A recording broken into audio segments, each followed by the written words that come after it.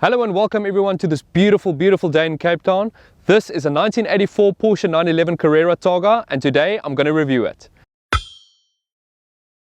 I'm going to start off talking a little bit about the history of the car, then I'm going to have a look at the exterior and the interior, and then I'm going to take it for a drive.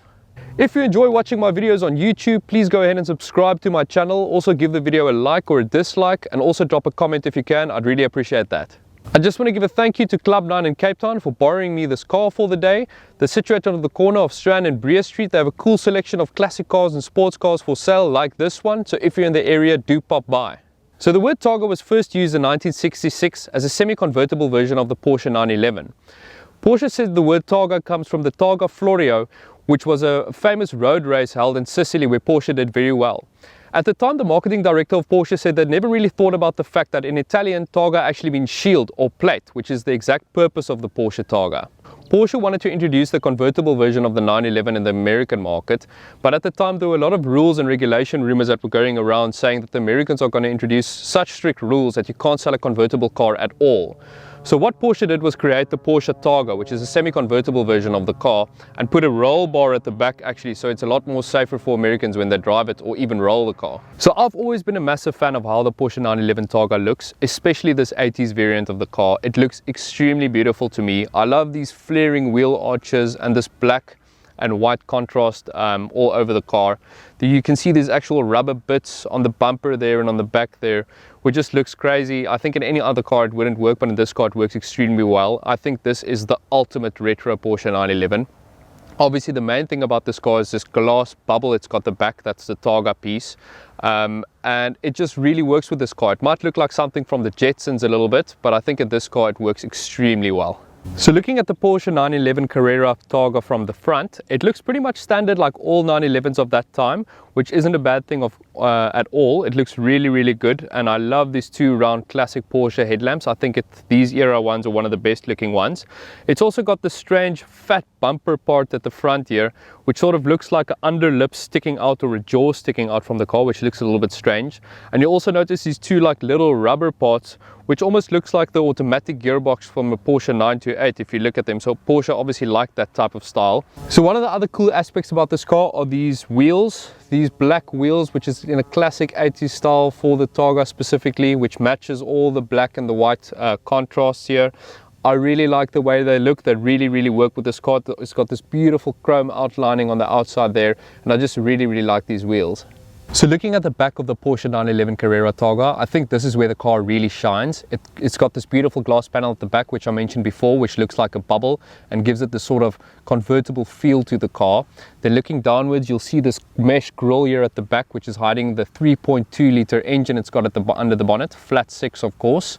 And then going down there, it's got this beautiful Carrera black lettering there, the classic Carrera font, which Porsche still does. And then looking down from that, you'll see this beautiful taillights, which is the sort of single strip that wraps around the car. You'll see these in the modern Porsches as well. I think at the 991 series they did not have the strip. The Targas did, but not the standard 911s. But now with the new 992 911s, all of them has the strip here at the back. I think it looks a little bit like RoboCop's visor, but that is a really cool look, especially in the 80s. So moving down from the taillights, you'll notice the single exhaust pipe here at the back, which is something you don't really see in modern Porsches nowadays. Usually, obviously, they have more than one exhaust pipe. And while we're talking about the beautiful exhaust pipe, let's take a listen to that exhaust note.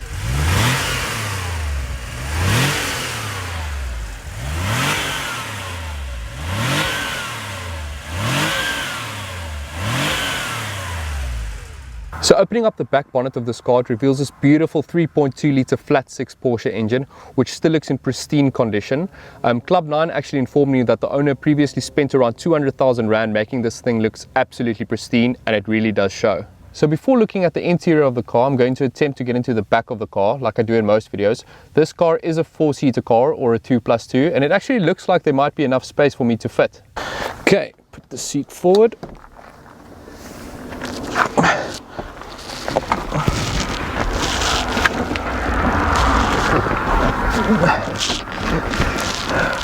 Okay, so the space looked a little bit bigger from the outside that is my seating position, and I will not be able to sit in this car for long roads or anything at the time, but I'm sure small children or kids would fit fine.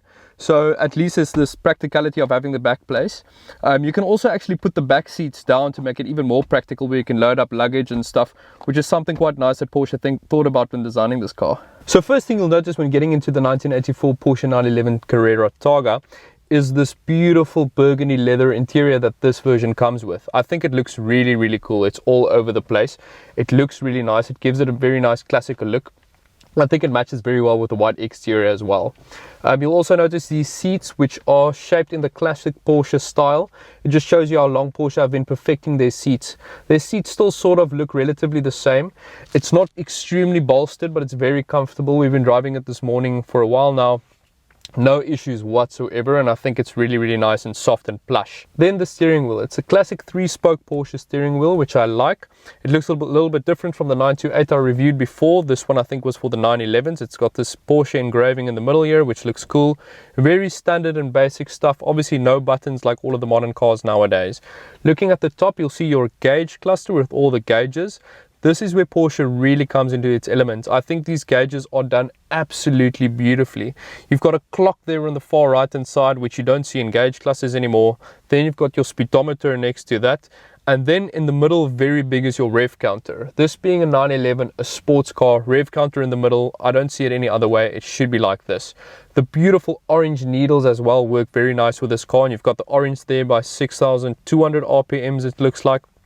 It goes into your orange part as well, which is red line, and I just really like the way it looks. Then looking at the rest of the car, it is a car from the 1980s, so everything is real stock standard. It's a sports car, so it's meant to be driven. The main focus is the driver, of course. You'll see that there's no infotainment system. There's not even a radio in this car, which I assumed was an option. There's only a few buttons for your defroster and your fog lights as well. You've got these two little air vents here, which blows air to either the passenger or the driver, and other than that there's not much, to be honest. Then looking down here, you see the gear knob, which is this beautiful small round little knob with this long stick. I really like the way it feels on your hands. It's got this classic smooth feel to it, and when you shift gears it's just really, really satisfying. Below that you've got your handbrake, which is this thin sort of stick that pops out here. Obviously you don't see handbrakes in modern cars anymore, but this is quite a strange, unusual one. It's a very thin metal pole, but either way it's there. And then below that you'll see your defroster, which we tested this morning in the mist, and it seemed that it worked quite well. I'm not entirely sure, but to us it worked. Then looking right from the steering wheel, you'll notice the key ignition that starts here. Usually the ignition was on the left hand side, which was a tribute to Lamar. I'm not sure why this one is on the right hand side. I'm sure there's a reason for it. I just personally don't know. You'll also see that your hazard light is here, which is probably one of the strangest hazard lights I've ever seen. When you press it in, it makes this red light, boom, boom, boom, boom, boom. We actually used it this morning because we were driving in the mist, so we had to use it quite a lot. But it is one of the most interesting hazard lights I've ever seen, and yeah, it's something to take note of. Then talking about the practicality of this car is actually quite practical.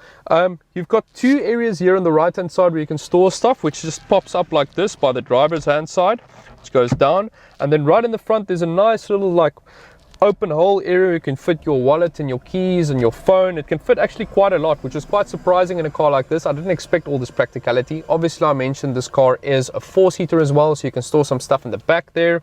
And then it's got a cubbyhole as well, which you turn this knob to open and it pops up. Decent enough space for a few things, but obviously not much, but at least it's there and it gives you another place to store some things. At the bottom here you'll also see a hole where you can store some stuff, wallet or keys or whatever. So overall I'd say it's quite a practical sports car, this. So looking at the roof, you'll see these two little handles. These two handles are for taking the roof off, which we are going to do in a bit when we take it for a drive. So yeah, just to note that they're there, and there's also two sun visors you can use as well. So that concludes my exterior and my interior review of the car.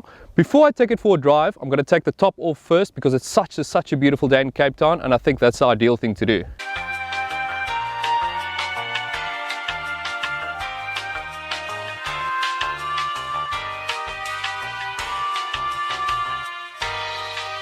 And now it's time to take it for a drive. So driving the 1984 Porsche 911 Carrera Targa. I'm going to be honest, this is one of the first older classic Porsche 911s I've driven before. So one of the first things that I pick up when driving this car is that my feet are really close together. The accelerator pedal and the brake pedal are really close, and there's a sort of hump next to the accelerator pedal which you can feel every now and then when you put your foot down. Another thing is that the clutch is really deep in this car. You have to really press your left foot quite deep when you change gear, and you have to take that in mind. That's just something that I picked up quite from the get-go of driving this car. One of the other things is gear changes. So this car's gear changes are not the best, to be completely honest, in lower gears at least. From first to second, it feels like it struggles a little bit to get into gear, but I'm sure that's something you need to get used to as well when driving this car. I've been driving it for a bit this morning, and in the higher gears, it feels completely fine. It actually feels great.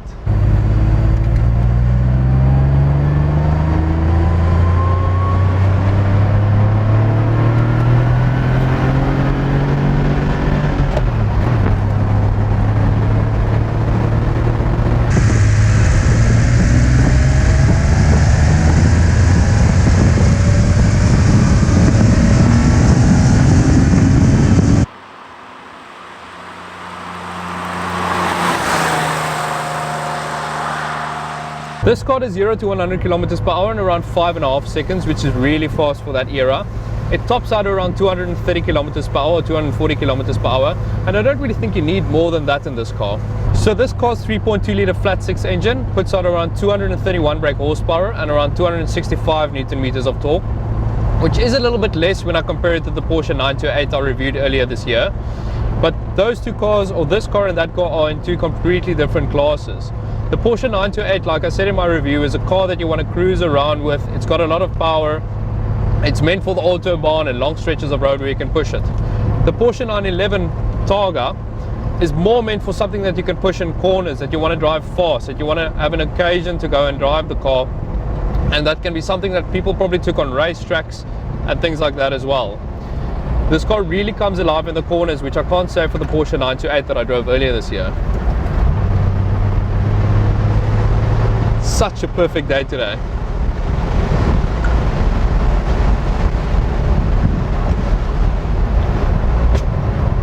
Oh, I don't know if you guys heard that pop. So every now and then when you shift gear, it's from third to fourth or fourth to third, this car makes this little pop every now and then.